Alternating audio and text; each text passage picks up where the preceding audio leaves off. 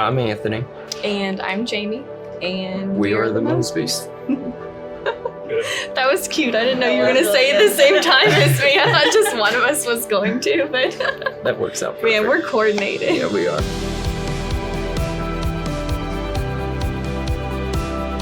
So when we found out that we were pregnant, we got started working on those rooms. The home that we live in is it's the home that I grew up in. We purchased it off of my parents, and it was built in 1907, so it's very old.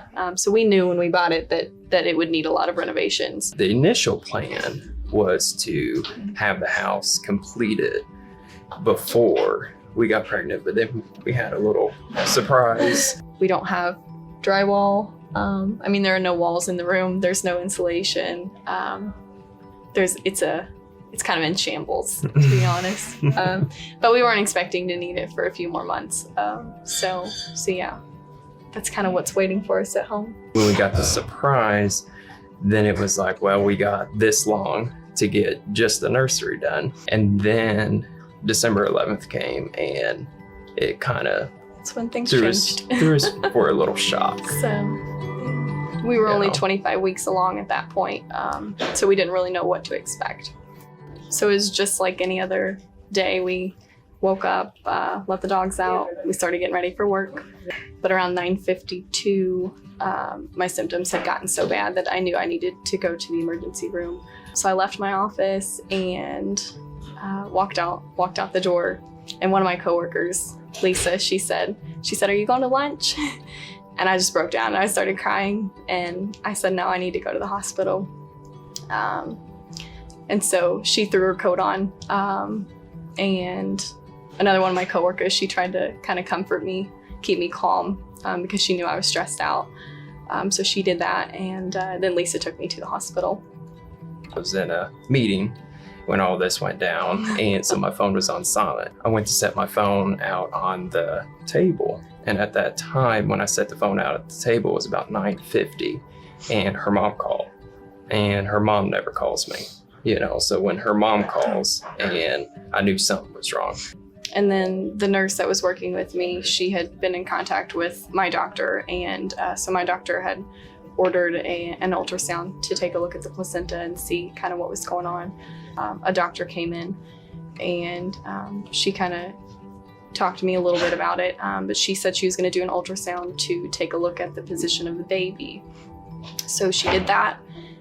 She determined that the baby was breech. And so she gave me a couple of different scenarios. She said it's either this and we might be able to keep you pregnant for a couple more weeks, or it's this, in which case we would do an emergency C-section. And so she did an exam and determined that I was fully dilated by that point. And so she looked at me and she said that they were going to take the baby. And so it was 1:39 p.m. In the afternoon, and we delivered a baby girl. Mm-hmm. That was a surprise. We had chosen not to find out the gender, so that was a surprise. 1 pound, 10 ounces. So she was pretty small. We hadn't decided on a name yet. We thought we had a few more months to do that, and so the first few days after all of this happened, that's kind of what we spent doing. So we finally decided on a name. Her first name is Caroline, which means a small, strong woman. And then her middle name is Grace, which means in God's hands. And so they transported her to the NICU at Norton. And then I stayed at Baptist Health for a couple days. So then those few days, I just found myself going back and forth between Floyd Memorial and Norton's, and just trying to pick. Because at that point, I was like, I wanted to be with Caroline, but then I also needed to be with my wife. So we were discharged on Friday, and so then we both were able to come over here. And then since then, we've pretty much been here. We've been kind of hanging out. We've set up camp. This is where we've moved in. It was within that next week or so was the first time we was able to hold her, and that meant everything to us. Great. It was a pretty sight watching old mama over here hold her. Yeah, she's expected to be here until March 21st. That was her due date. So we'll probably be here until then.